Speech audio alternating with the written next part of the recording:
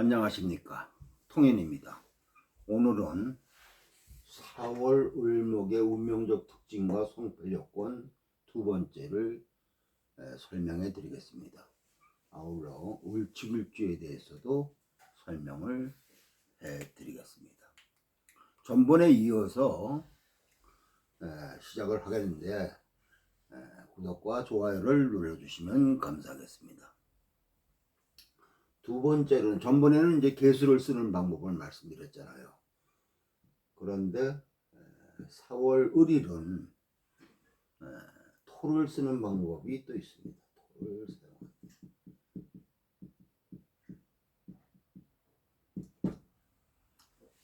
고전적 입장에서는 토를 쓰는 거에 대한 어려움을 말합니다. 왜냐하면은 토를 쓰면은 수가 토국수당에서 수가 극당하기 때문입니다. 토는 재성이죠. 수는 인성입니다. 그러면 토를 쓰면은 수가 극당해서 재극인이 돼서 공부를 안 한다 이거죠. 그런 뜻이죠. 공부를 안 한다는 것은 옛날에는 과거 시험을 못 본다는 뜻이죠. 이 말은 신분에 대해서 문제가 생기게 됩니다. 그래서 적청수나 공통시각으로는 토를 쓰면 안 된다고 했습니다. 근데 지금은 그렇지 않죠. 사회적 변화, 사회적 제도라든가 체제가 지금은 많이 변화되어 있죠. 토를 쓰는 것은 상관생제하는 거죠. 상관생제. 상관생제하는 거다. 화라고 하는 것이 재라고 하는 것으로 타켓이 연결된 겁니다. 공부를 해서 자격을 갖춰서 상관을 발현하는 게 아니고, 즉 목생활을 하는 게 아니고 상관생제로 상관으로 결과를 몇 번 만들어 보는 겁니다. 그래서 이런 물건을 만들어 보든지 저렇게 사업을 해보든지 해서 자기 스스로 패턴을 만들어 갑니다. 그래서 을목이 토를 보게 되면은 상관생제를 시도하게 되는 겁니다. 이건 배워서 하는 게 아니고 경험으로 자기 완성을 해내게 되는 겁니다. 상관생제로 가면은 부를 기준으로 합니다. 개수가 작용하는 거는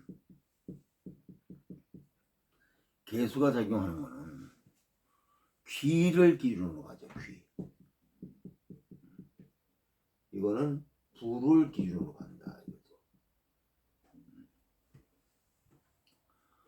4월 을목한테 개수가 있다는 것은 대단한 재주를 드러내는 겁니다. 문장력이 뛰어나다. 재주가 출중한데 상관생제로 되면 부를 논하면 됩니다. 공부에 치중하지는 않지만 뭔가 자기 경험으로 자기 영역을 충분히 만들어 갑니다. 상관이 왕에서 생제한다면 운동선수같이 생각해도 됩니다. 예를 드는 겁니다. 운동선수의 기본은 뭡니까? 자기가 몸으로 행동해서 느껴서 자기 스타일을 만들어 내는 겁니다. 그러기 위해서 배우는 거죠. 야구선수라면 자기가 배트를 휘둘러 보고 자기의 감각으로 그런 것들을 습득을 해야 되는 거죠. 이론으로 아무리 배운다 해서 습득이 되는 게 아닙니다. 그래서 식상이 발달되어 있다는 건 경험 중심이란 뜻이죠. 인성이 거기에 개입되어 있다는 것은 경험으로, 행위로, 무엇을 한 거에 대한 체험으로 인성이 들어오는 겁니다. 자격, 지적인 형태로 수를 끌어들인 교육 방법은 내가 행위로 한 것을 매뉴얼화한다 이거죠. 그래서 전달할 때는 지식적인 형태, 매뉴얼화한 상태로 전달이 됩니다. 여기에는 분명히 행위적 형태의 노하우가 포함되어 있죠. 그래서 예를 들어서 피아노를 가르치는데 여러 이론을 말하지만 중요한 것은 내가 이렇게 해보니까 이러한 이론들이 더 맞고 타당하다. 이렇게 하면 더 효율적이다라고 말하는 겁니다. 상관생제로 돼 있으면 피아노를 가르칠 때 외적인 조건을 끌어들이는 것이 아니고 자기 경험만으로 뭔가를 하려고 하는 거로 이것은 도제식이죠. 내가 하는 것 보고 따라와 그러는 겁니다.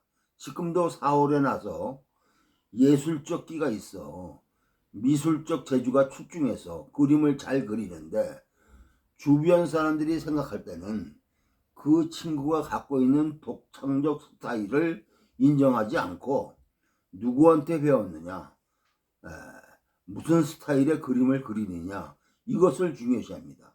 그래서 누구 선생한테 배워라 이렇게 해야 대학교 간다고 합니다. 이것은 수라고 하는 인성을 요구하는 거죠. 그게 우리나라 교육적 제도의 현실이다 이겁니다. 그 아이가 갖고 있는 독특한 개성이라든지 이런 것들이 중요시된 상태에서 외부적 조건이 보장된 상태로 공부가 되면 모르는데 그냥 주어진 형식대로 공부합니다. 어떤 사람이 한국에서 그림 공부하다가 유학을 갔는데 거기서 테스트 하는데 과제를 내라고 하면서 알아서 상상해서 내라고 하여서 자기는 스케치한 걸로 냈는데 나중에 보니까 거기 학생들은 종이로 오려 갖고 붙이고 해서 갖고 옵니다. 아무런 개념도 없이. 그래서 깜짝 놀랐어요. 그림을 그리면 기본으로 스케치해서 해야 되는데 그런 거와 아무런 상관없이 무엇을 합니다. 이미 달라요. 거기서 요구하는 것은 창의적 아이디어를 요구하는 건데 우리는 지나치게 형식화되어 있다 이거죠. 우리나라 교육과는 많이 다르죠. 그래서 의리 사월에 났다는 것은 굉장한 감각이 발달되어 있다는 것으로 이게 월상관입니다. 월의 상관이 있다는 것은 월의 원래 자리는 뭐예요? 정관의 자리입니다. 월의 원래 자리는 정관의 자리다 이거죠. 우리가 사주로 구조를 보면 연월 일시 이렇게 돼 있지 않습니까? 그러면 이 연월 일시에 어느 십성의 작용이 이렇게 바탕을 깔고 있느냐 이것을 알아야 되는데 연은 뭐냐면 인성이 작용, 바탕의 작용이 있고 월은 뭐예요? 관이 바탕이 돼 있고 일은 재가 바탕이 되고 신은 뭐냐면 식상이 바탕이 돼 있습니다. 이 기본 바탕의 작용이 이미 작용하고 있어요.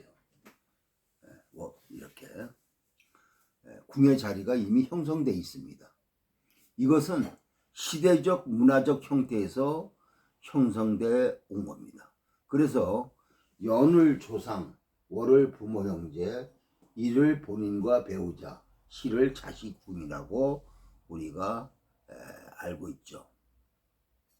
월이 정관이라는 것은 월이라는 영역이 사회적 시스템과 연결되어 있다는 뜻으로 사회적 시스템이 일반화되어 있는 누구나가 공용되어 있는 형태의 규칙, 룰입니다. 이것을 정관이라고 합니다. 그래서 월의 정관이 있어서 부정적이지만 않다면 이 사주는 사회적 시스템에 잘 맞는 사람으로 취직하는데 어렵지가 않습니다. 월의 정관의 자리에 상관이 있다면 상관은 정관을 재구성하려 한다 이거죠. 정관을 재구성하려면 어떤 일을 하게 되겠습니까? 정관을 해체하려 합니다. 그러면 정관 입장에서 보면은 정관을 깨는 걸로 보이죠. 기존 질서에서 보면은 기존 질서를 파괴하려 하는 것으로 보인다 이거죠. 기존 질서의 정당성이 부여되어 있고 그런 걸 기준으로 볼 때 상관이 작용하는 것은 범법적 행위가 형성될 수 있는 겁니다. 기존 질서에서는 당연히 상관으로 하는 것은 질서를 무너뜨리는 것으로 생각이 됩니다. 회사의 사용자 입장에서 볼 때 노조는 사용자 입장에 반대하는 조건이죠. 그런데 아이러니하게도 노조가 없다면 기존 시스템은 도태될 수밖에 없습니다.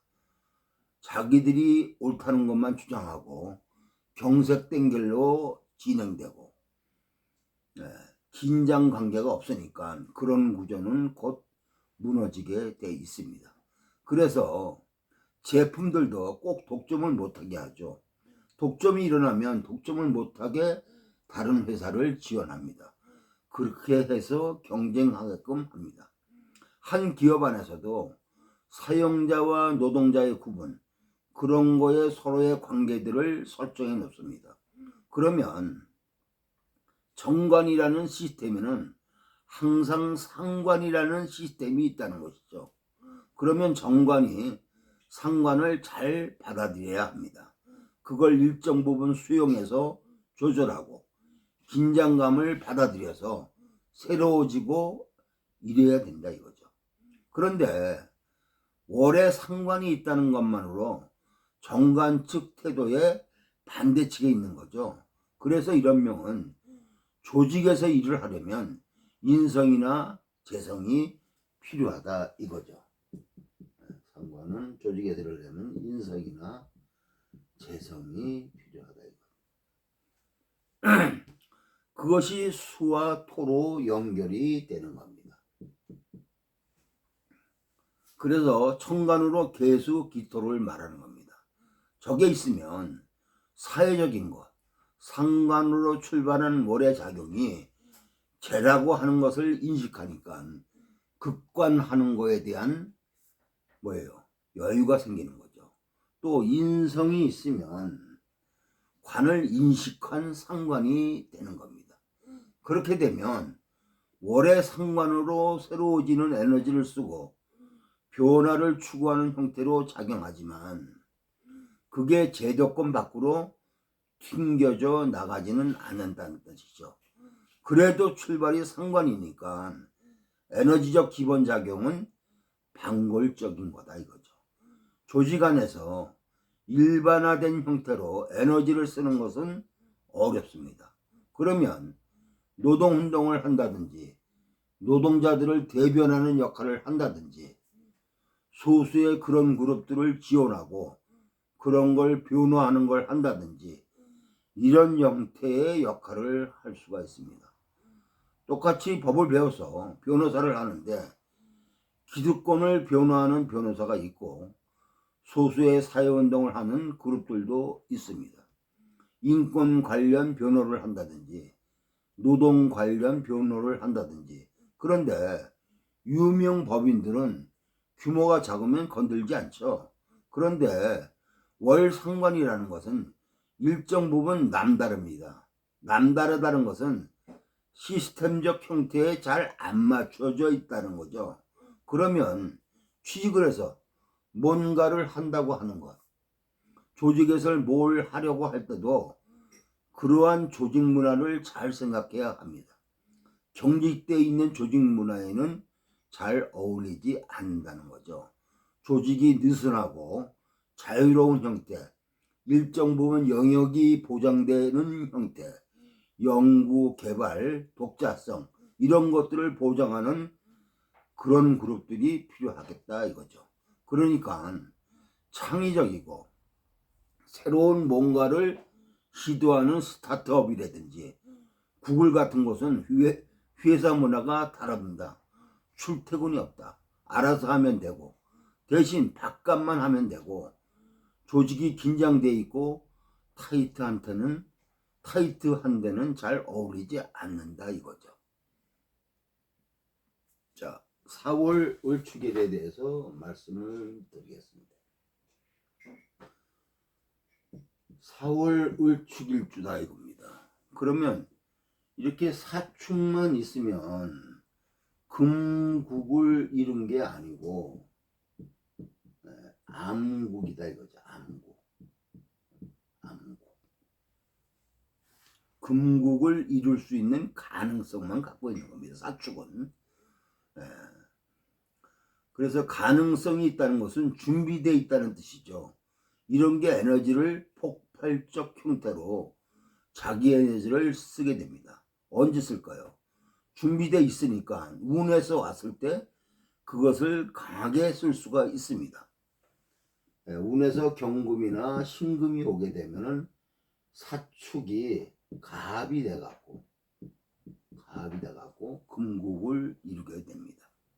이럴 때 금을 강하게 쓰는 거죠. 그래서 경금이든 신금이든 천간에서 투관할 때 아주 강하게 자기 에너지를 쓴다 이거죠. 금국으로. 4월의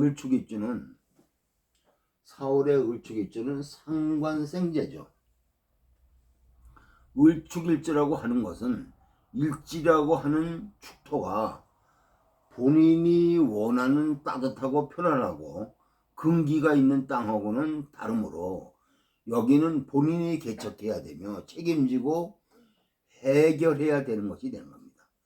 그래서 을축일주는 도전적이고 적극적이고 동적인 형태가 강하므로 사화를 쓰는 긴장감이 더 커져 있습니다. 상관생재에 대한 적극성이 굉장히 발현되어 있죠. 축토를 본인 중심으로 활용한다 이거죠. 중요한 것은 경신금이 운에서 작용할 때 그거에 대한 방어적 조건을 갖고 있어야 됩니다. 방어적 조건은 천간에 병화가 이렇게 나와야 된다 이거죠.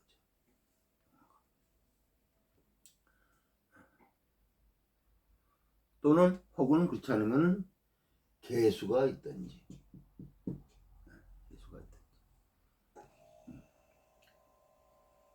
그래서 개수가 이미 축에서 올라온 개수 아닙니까? 금이 있는 개수죠.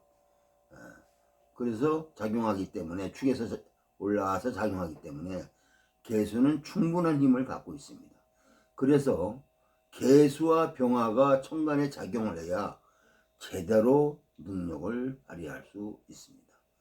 만약에 천간에 금이 나오게 되면 월의 상관이 금국으로 에너지적 전환이 일어납니다.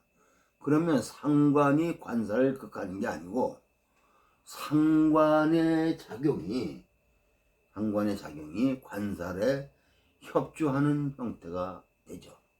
그러면 그럴 때 을목의 조건은 상관으로 뭔가를 해놨는데 독창적이고 새롭고 뭔가 구성해서 새로운 거를 생재하고 있는데 관이나 살이 올 때 되면은 본인 중심의 상관을 쓰는 게 어렵다 이겁니다.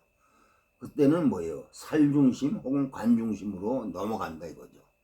그래서 화가 밖에 나와 있어야 관살이 왔을 때 상관 중심에서 에너지를 쓰는 무게 중심을 형성할 수 있는 겁니다.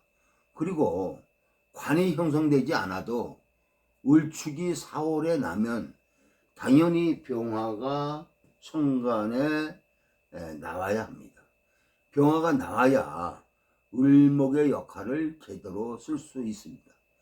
개수는 자격을 보장하는 거고 저럴 때 금국을 이루는 운이 오면은 직을 갖게 되죠. 그 직이 본인이 선택할 수 있는 조건을 갖느냐 아니냐는 병화와 개수의 조건에 달려 있습니다.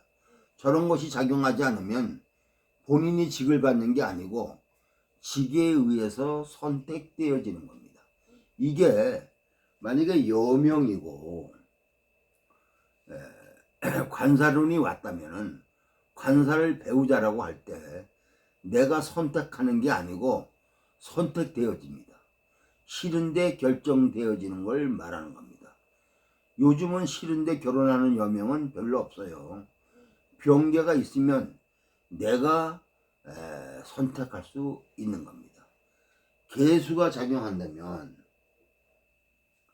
이해하고 받아들이는 코드가 형성되는 거고 병화가 작용한다면 내 중심에서 골라서 아니다, 좋다를 결정함으로 상당히 중요한 부분이다 이거죠.